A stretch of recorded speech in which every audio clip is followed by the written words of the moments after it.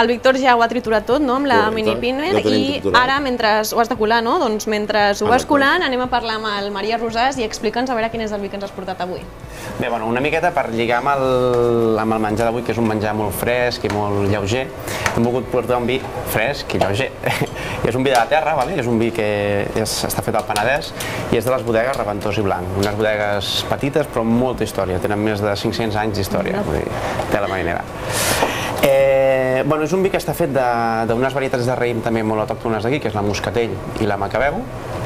I les peculiaritats que té aquest vi una miqueta és que, com el seu nom diu, s'anomena perfum de vi blanc, i és un vi molt floral, és un vi molt lleuger, ens recordarà moltes flors, molt fàcil de beure, una miqueta en consonància amb la bitxissoa d'avui.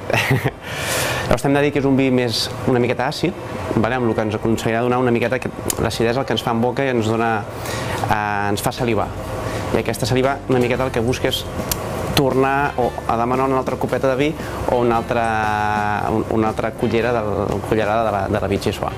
Llavors el que busquem amb aquest vi és precisament això, un maridatge per igualtat, no per diferència, sinó per igualtat. Crec que agradarà, ja dic, és molt lleuger i per aquestes hores del dia vull dir, crec que anirà molt bé. Bueno, de moment sempre agrada el que ens portes. Bueno, això sembla, i que duri. Bé, doncs de seguida ho tastarem i recordem a casa i també al públic que us poden trobar les bodegues Rosàs a través de les xarxes socials de Facebook i de Twitter.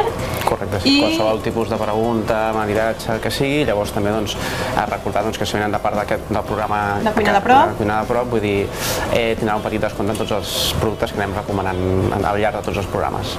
Molt bé, Maria, doncs moltíssimes gràcies. A vosaltres.